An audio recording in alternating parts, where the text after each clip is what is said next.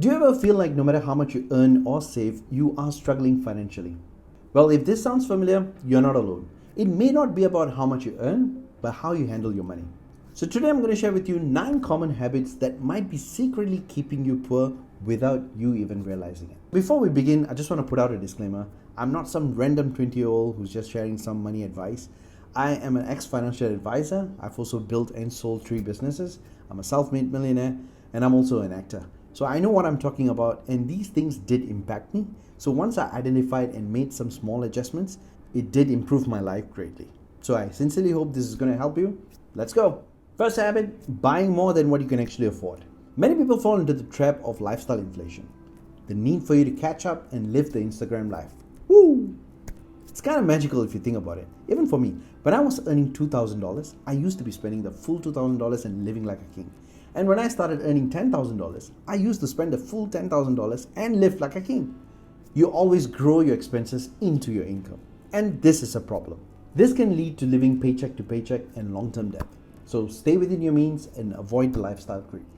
I was taught many years back by a very wise man, whom I'm still trying to remember who he was. But anyway, the saying went like this. If you're able to stretch your dollar as far as you can each time, you don't need to worry about money ever again. So let's say I get a cup of latte at Starbucks for $6. Instead of doing that, I could now get $3 a sandwich, $2 Americano at a local store instead of Starbucks, and maybe even squeeze $1 for a cookie. And that way, I have just stretched the $6 to its fullest extent possible, and I've enjoyed the full value of a $6. Likewise, if you're able to even apply this for every single transaction of your life, whether it's buying a house or a car or even a simple transaction like buying a t-shirt, you will be able to live a much better life. Paying yourself last, that's the second point. It's important for you to make savings a priority expense and not something that you do when money is left over. So this was talked about famously in the book Rich Dad Poor Dad, where the poor dad saves whatever that was left after making all the necessary expenses, if any is left. Versus the rich dad who deployed a completely different mechanism. He paid himself 10 to 15% for savings and investment, and then he spends the rest. So if you're going like, yeah, Vignesh, I mean, I've heard this all the time, but I'm already struggling to make ends meet. How am I going to set aside some funds? Well, let me introduce you to automatic savings. This is where AI and quantum physics and universe actually okay, let me get to the point. So basically, automatic savings is where you set aside a certain amount that goes directly from your paycheck to a savings or investment account, which then automatically gets invested in online brokers or any other kind of platform that you choose. This way, you are able to set aside the amount and try and make do with whatever that is left, or start to increase your income. Point number 3, misusing credit cards. And who knows this better than anybody else? Whoo, yours truly. Carrying credit card balances and only making minimum payments is a sure way to keep yourself poor. While credit card companies are going to adore you because that's how they make money from late payments and interest, you're going to hate yourself. Average interest rate is at about 24% in the US. That's like fighting an uphill battle. Actually, in fact, that's like 24 tanks ready to fire at you, and you are equipped with a spear. So only charge what you can pay off in full every single month to avoid going down this path. Habit 4, safety net of 3 to 6 months. Not having emergency savings leaves you vulnerable to financial shocks. Aim to save at least 3 to 6 months of living expenses in order to combat and cushion unexpected bills or loss of income. And what's that? How are you going to do that? Remember point number 2? Pay yourself first. So listen, I get it. Saving 3 to 6 months is not easy. And you don't need to save it within the next 3 to 6 months. You can take a year, 2 years, or even 3 years. Take your time, but you know the goal. Point number 5, not looking at your expenses. So where does your money actually go each month? I have personally gone through this.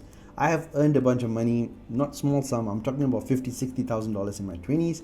And I am completely clueless where in the world the money went by the end of the year. And you know, when you're young, you can't really be bothered, you're kind of careless. But as I started growing older, I grew tired earning that money and then wondering where in the world the money went. So I started tracking, and my life completely changed.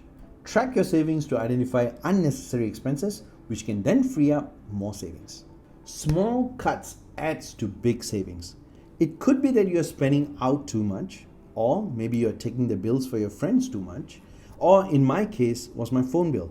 I actually figured when I started tracking that I could actually switch to another telco and start saving from there, just because these guys were competing with each other. I was able to save another $20 to $40 every single month, which then directly went into my savings. Focusing on just savings. So savings alone is not going to be enough because there's a consideration for inflation. So look for opportunities to earn an extra income. This could come from your investments generating for you some kind of dividends, or maybe through a side gig or freelancing. Paying too much in taxes. Make sure you're taking advantage of all available tax deductions and credits. Small adjustments to your W4 can save a lot from your paycheck that can then go into your savings as well as your investments. Waiting to invest. So this point is kind of personal to me because I was affected by it.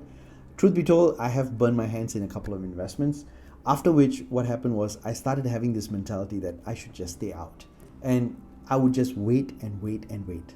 And I would say something like 3 months later, let's get into the market. Maybe 6 months later, let's get into the market. I think 1 year later, I think that's when it's the best time for me to get into the market.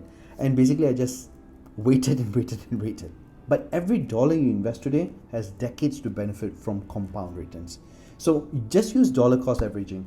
So what I came to find out is that the longer you stay in the game, it's very hard to lose. And the last one, hole in a bucket. One metaphor that totally sums up wasting money is the hole in a bucket approach to finances. So it's like carrying a bucket full of money with a hole in the bottom. So no matter how much you save, how much you invest, money is constantly leaking out from it. So let's look at some leaks that create a hole in a bucket. Coffee and convenience food runs. $5 here, $2 there, $3 there, and then soon you will realize that you're spending over $1,500 every year. Impulse purchases online or in store without considering if the item is really needed or not, or even worth the cost. Retail therapy adds up fast. Eating out too frequently can add up thousands annually. Subscriptions and memberships that you signed up for and you completely forgot. The fix is to plug these holes. So quickly identify where your money is going so that you can identify these leaks and improve your daily life. So in summary, identifying and fixing these 9 common habits will go a long way in improving your financial life. And I hope you're ready to take control of your financial journey. If you like this content, hit subscribe. Let me know if any of these resonated with you. I sincerely hope this helps. See you in the next one.